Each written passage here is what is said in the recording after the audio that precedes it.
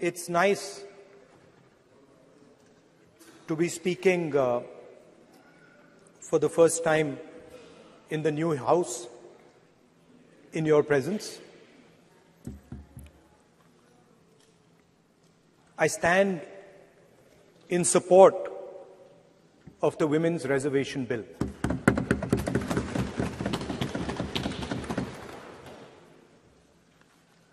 Yesterday, I was listening to the discussion, and the issue of the Sengol came up. And there was a conversation, a to and fro, about the Sengol. And also a little bit about the conversation about the transfer of power from the British to the people of India. Before handing over power to the people of India, the British asked the leadership of the freedom movement, who are we going to transfer power to? And of course there was a little bit of arrogance in this statement, because they viewed India as a poor country. And the revolutionary answer that our freedom fighters gave was, we are going to transfer power to the people of India. So we became a country that from its inception gave the vote to all our women. And this was a revolutionary thing at the time. We also gave the vote to every single community. And the vote was a mechanism of transfer of power. It was designed to further transfer power to the people of India. And if you look at the journey from independence, it's been that journey. It's been a constant transfer of power, more and more and more power to the people of India, on one side. And on the other side, the counter idea, that take away power from the people of India. This is the fight that is going on. And in fact, in many ways, it is the fight that is taking place today. Huge step forward in the transfer of power to the women of India was Panchayati Raj, where they were given reservation and they were allowed to enter the political system at scale. And this is another step. It's a big step. It is not a small step. And I'm sure everybody in this room, the treasury benches, the opposition, everybody agrees that this is a very important step for the women of our country. They fought for independence. They are as capable as any man, in many ways more capable, and should be given as much space as they possibly can be given. There is one thing, in my view, that makes this bill incomplete. I would like to have seen OBC reservation included in this bill. I think it is very important that a large chunk of India's population, large chunk of India's women should have access to this reservation. And that is missing in this bill. There are also two things that seem strange to me. One is the idea that you require a new census to implement this bill. And the second is that you require a new delimitation to implement this bill. In my view, it is quite simple. This bill can be implemented today by giving 33% of the seats in the Lok Sabha and the Vidhan Sabha to India's women. And so I wonder if this is not designed to push the ball forward. To push the ball forward 7, 8, 9 years, and then let this thing play out the way it does. I know my friends tend to like to take the attention of people away from other issues. You know, there is of course the Adani issue, which is they always want to take the attention away. But there is another, I would like to say that. One of the things that, this is quite a nice building. Nice peacocks. Nice peacock feathers on the ground. Nice peacock feathers in the chair. It's a nice, tasteful building. But frankly, I would have liked to see the President of India in this process. The President of India is a woman. She represents the tribal community, and it would have been befitting to have her visible in this transfer from one house to the other. So, one of the things that the government likes to distract from, of course, is Mr. Adani. And there is another thing that the government likes to distract everybody from. And that thing is called the caste census. For some years,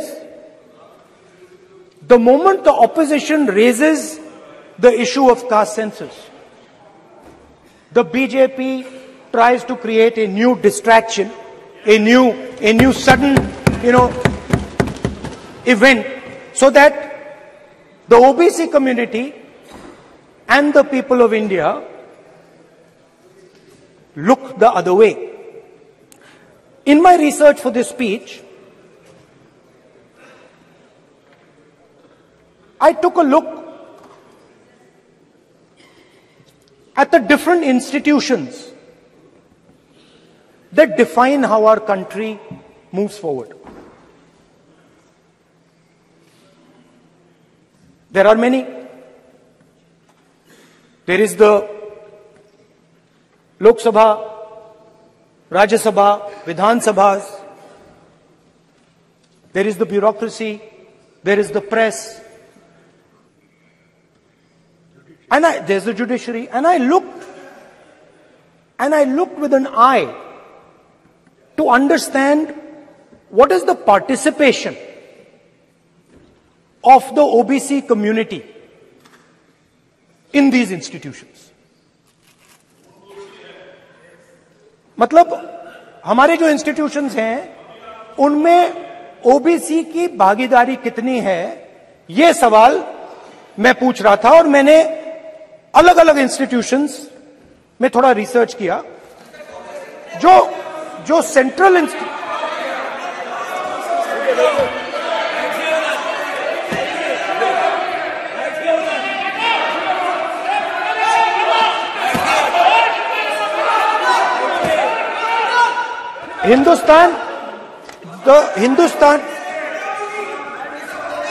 the central, don't worry, don't be scared, we are discussing, डरो मत, हम caste census की बात कर रहे हैं, डरो मत.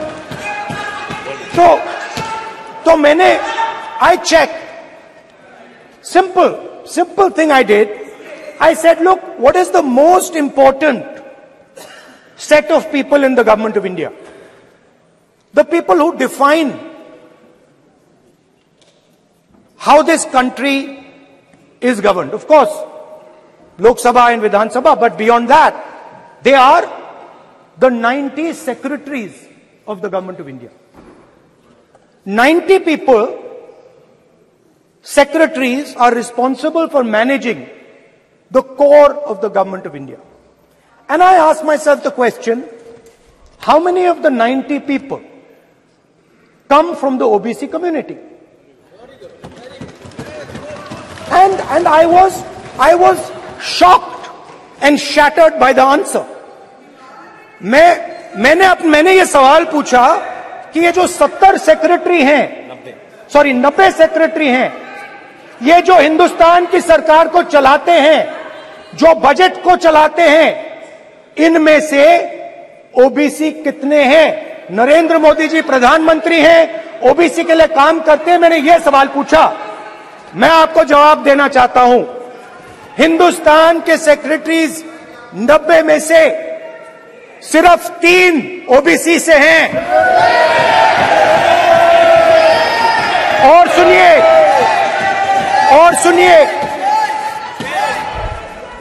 सुनिए, नहीं घबराइए मत, डरो मत।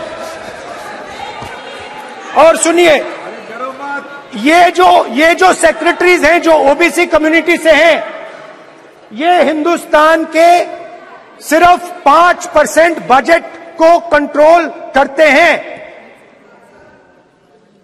मतलब अगर हिंदुस्तान का बजट 44 लाख करोड़ का है, तो ये 2.47 लाख करोड़ मतलब 5% कंट्रोल करते हैं। और सुनिए, मैं कर रहा हूं, मैं वहीं आ रहा हूं।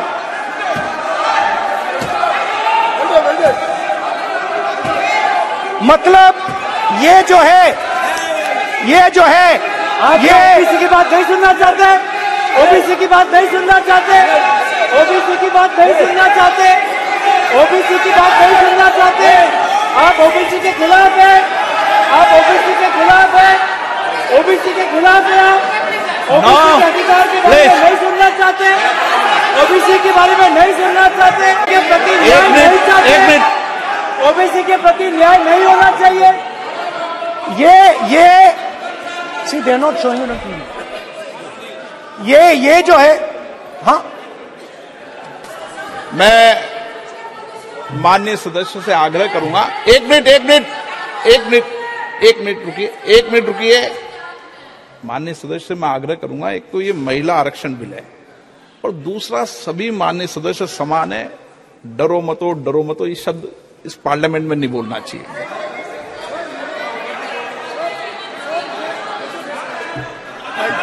सर, ये जो डिस्कशन है, sir, speaker sir, this discussion,